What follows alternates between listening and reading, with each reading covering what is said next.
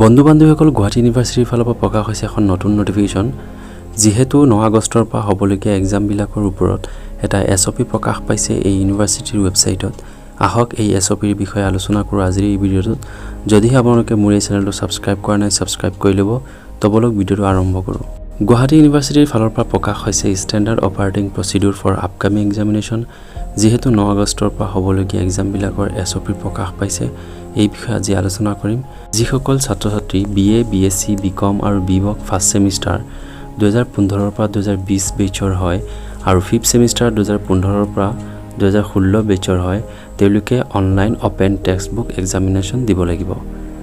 আৰু এক্সাম আৰম্ভ হ'ব 9 আগষ্ট 2021 তাৰিখৰ পৰা চাওক ইয়াত প্ৰথম নম্বৰটো উল্লেখ আছে all the answers must be handwritten তাৰ মানে আপোনালোকে যেটো অনলাইন এক্সামত আপোনালোকে ঘৰত বহি যেটো এক্সাম দিব তে হেইটো কি কৰিব লাগিব A4 সাইজ পেপাৰত আপোনালোকে হাতেৰে লিখিব লাগিব কোনো ধৰণৰ প্ৰিন্টিং অথবা ডিটিপি কৰা এনসাৰ শিট আপোনালোকে সাবমিট কৰিব নোৱাৰিব হ্যান্ড ৰিটেন হে সাবমিট কৰিব লাগিব আৰু কলম ইউজ কৰিব ব্ল্যাক বল পেন অথবা black ink pen A model answer sheet is uploaded in the portal website to দিয়া আছে this model answer sheet may also be downloaded অথবা printed and then used for writing answers Guwahati ইউনিভাৰ্চিটিৰ ৱেবছাইটত তেওঁলোকে answer sheet কিহত লিখিব লাগে সেই পেজটোৰ পিডিএফ আকাৰত বনোৱা আছে আপোনালোকে ডাউনলোড কৰি তাত লিখিব পাৰিব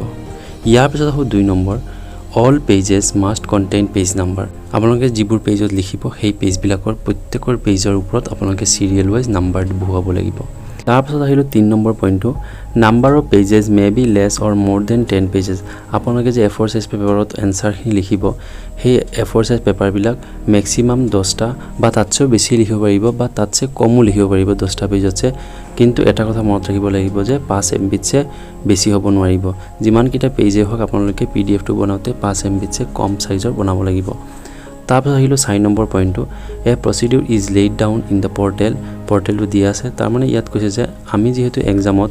স্ক্যানিং কৰিব লাগিব কেনেকৈ কনভাৰ্ট কৰিব লাগিব সেই সকলো বিষয় আমি গম নাপাও তে সেইখিনি জানিবৰ কাৰণে আপোনালোকে ৱেবছাইটটো ভিজিট কৰিব মই মোৰ ভিডিও ডেসক্ৰিপচনত দি দিম আপোনালোকে চাই ল'ব তাৰপিছত আহিলো 5 নম্বৰ পইণ্টটো to do it as mentioned in point 4 some apps have been recommended যেহেতু স্ক্যানিং কৰিবলৈ অথবা PDF পেজ বিলাক বনাবৰ কাৰণে কেইবা ধৰণৰ এপৰ দৰকাৰ হয় আৰু সেইটো কি কৰিছে গুৱাহাটী ইউনিভাৰ্চিটিৰ ৱেবছাইটে তেওঁলোকে ৰিকমেন্ড কৰিছে আপোনালোকে তাত ভিজিট কৰি সেই এপ বিলাক ডাউনলোড কৰি আপোনালোকে ব্যৱহাৰ কৰিব পাৰিব তাৰপিছত আহিলো 6 নম্বৰ পইণ্টটো the question paper will be available for downloading 30 minutes before the beginning of the examination exam আৰম্ভ হোৱাৰ আধা ঘণ্টা আগতে আপোনালোকে ৱেবছাইটত পাই যাব আপোনালোকৰ question পেপাৰখন ইয়াৰ পিছত 7 নম্বৰ পইণ্টটো the student will be able to upload the PDF copy of the answer scripts after 30 minutes তাৰমানে এক্সাম আৰম্ভ হোৱাৰ আধা ঘণ্টা পিছৰ পৰা আপোনালোকে আপোনাৰ এনসাৰ শিট যিবিলাক PDF বনাইছিল সেইবোৰ আপলোড কৰিব পাৰিব আৰু আপলোড কৰাৰ সময়সীমা লাষ্ট হ'ব এক্সাম শেষ হোৱাৰ পিছত আপোনালোকে 1 ঘণ্টাৰ ভিতৰত সাবমিট কৰিব লাগিব 1 ঘণ্টাৰ পিছত আপোনালোকে সাবমিট কৰিলে নহব ইয়াৰ পিছত আহিলো 8 number point once a student upload a document he she cannot do it again তাৰমানে এবাৰ আপলোড কৰাৰ পিছত আকৌ এবাৰ আপলোড কৰিব নোৱাৰিব তাৰপিছত চাওক the answer sheet are properly scanned converted to a single PDF maintaining serialization of the pages এই কথাবিলাক আপোনালোকে মন কৰিব যে ভালকে স্ক্যানিং হৈছে নাই আৰু গোটেইখিনি PDF এটা PDFত আছে নে নাই তাৰপিছত চাব 2 নম্বৰ পইণ্টটো recheck the size of the documents before going to upload and make sure it does not আপোনালোকে আকৌ এবাৰ চেক কৰি চাই ল'ব যে PDF টোৰ সাইজ 5 MB-তছে বেছি হয় নেকি যদি বেছি হয় তেন্তে আপলোড নকৰিব So students are strongly advised to practice this procedure using any documents available at hand আপোনালোকে ঘৰত আগতে প্ৰেক্টিস কৰি চাই ল'ব যে PDF টো 5 MB से কম বনাব কেনেকৈ পাৰি সেইখিনি আগতীয়াকৈ শিকি ল'ব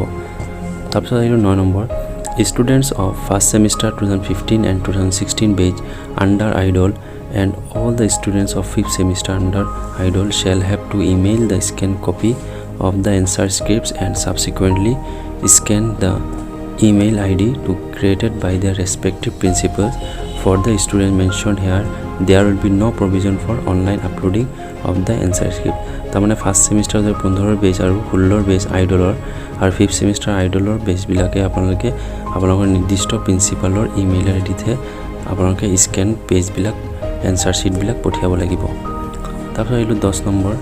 in order to take the examination the students will be required to log in the examination portal to log in the student need to give correct registration number mobile number and date of birth আপোনালোকে correct registration number mobile number আৰু date of birth use কৰিব examination পৰ্টেলত 11 number পইণ্টটো চাব since it is an open book examination conducted in the online mode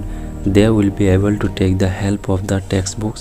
notes et cetera তাৰমানে যিহেতু এইটো open book system exam হ'ব তাৰমানে আপোনালোকে কিতাপৰ পৰা ধুনীয়াকৈ চাই লিখিব পাৰিব তাৰপিছত আহিলোঁ 12 number point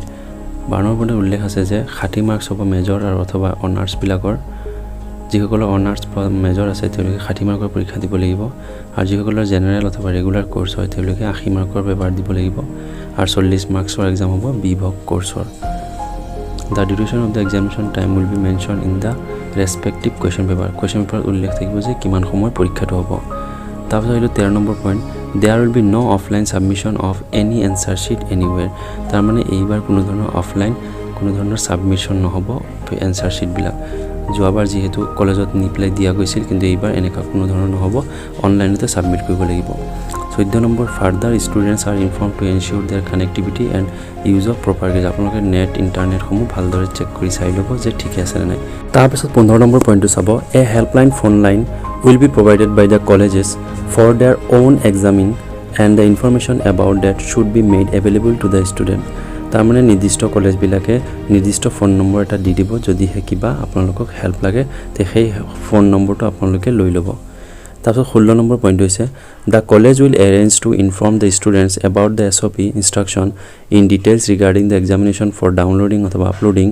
of their PDF files of answer script as well as how to prepare this তাৰমানে কলেজবিলাকে আপোনালোকক প্ৰশিক্ষণ দিব যে কেনেকৈ আপোনালোকে PDF ফাইল বনাব কেনেকৈ কনভাৰ্ট কৰিব কেনেকৈ আপলোড কৰিব সকলোবিলাক শিকাই দিব 17 number point if someone fails to uploading the answer script within the specific time যদি কোনোবাই স্পেসিফিক টাইমৰ ভিতৰত যদি আপলোড কৰিব নোৱাৰে তেওঁলোকে কি কৰিব লাগিব কলেজৰ ইমেইল আইডিটো ল'ব লাগিব আৰু ইমেইল আইডিত তেওঁলোকে পঠাই দিব লাগিব কিন্তু আপোনালোকে যে আপলোড কৰিব নোৱাৰিলে তাৰ কাৰণে আপোনালোকে স্ক্ৰিনশ্বট অথবা যেনেকৈ নহওক সংগ্ৰহ কৰি ৰাখিব প্ৰুফ হিচাপে যেহেতু প্ৰুফবিলাকো দৰকাৰ পৰিব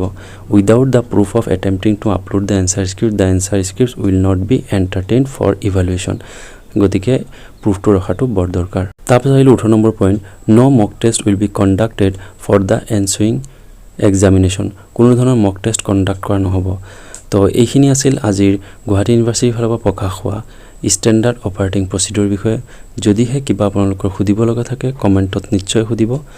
যদিহে মোৰ এই ভিডিঅ'টো চাই ভাল পাইছে ছাবস্ক্ৰাইব কৰি থব মোৰ এই চেনেলটো ধন্যবাদ